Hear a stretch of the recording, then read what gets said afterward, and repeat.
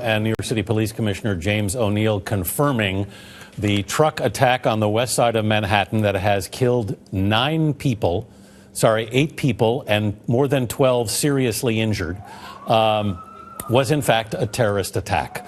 There were, as you saw, there was a school bus that was hit, 2 adults and 2 children on that bus. The truck entered a bike path along the West Side Highway at 3:05, went about 4 blocks, and then collided with the school bus before the suspect was apprehended by a police officer down there who shot him in the abdomen. I want to bring in Paul Violas, our CBSN security analyst. Paul, you think this is very similar to what happened in Nice, France? Absolutely, no question about it. I mean, this is right out of the Al-Qaeda and ISIS playbook. It's to rent a vehicle, to find a location, to scout it, to see when they have the optimal result with respect to people on the street, and then to execute the way that this particular individual did. We know the only information we've been given so far is this is a 29-year-old male who made a statement, the police commissioner said, when he exited the vehicle that was consistent with this kind of an attack, meaning what? Well, his mannerisms, maybe what he had said, they're going to hold that close to the chest for right now.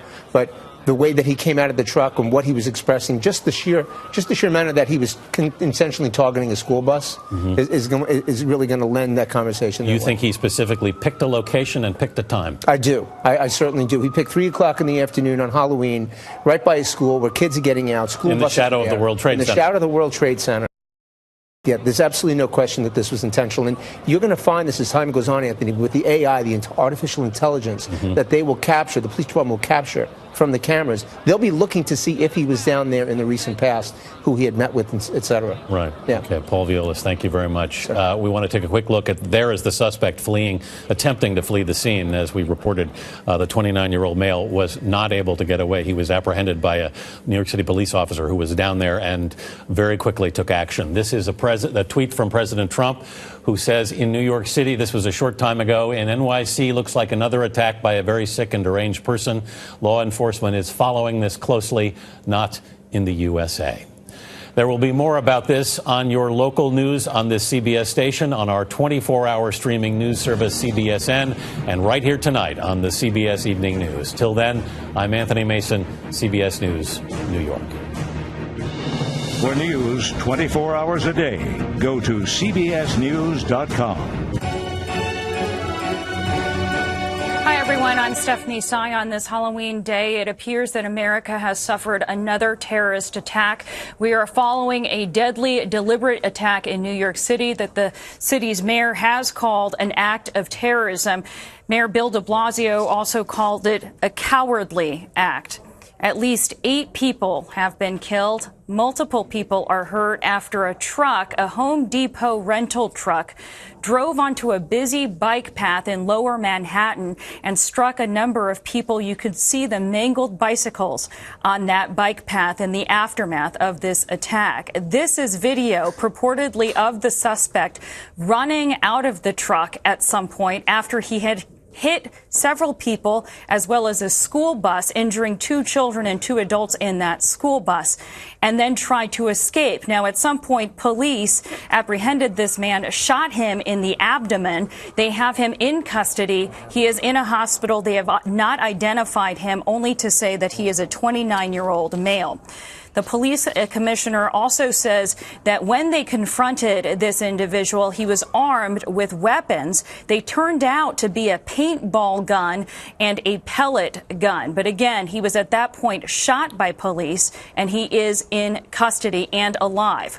Authorities are not releasing the suspect's name at this point. New York Governor Andrew Cuomo says the driver was a lone wolf, that there is no expectation that this is part of a larger scheme right now. As an example of how the city is coping with this right now, they are going on with their big Halloween parade in Greenwich Village, which is less than half a mile from this location in Lower Manhattan. There's still street streets in this area on the West Side Highway that are blocked off. In fact, this incident happened just blocks away from the World Trade Center Memorial in Manhattan at West Street and Chambers Street, to be exact. That is also near a community college and a high school. And again, 8 people dead. 6 of those people were killed at the scene. 2 of the others were transported and later died of their injuries. Additionally, 11 people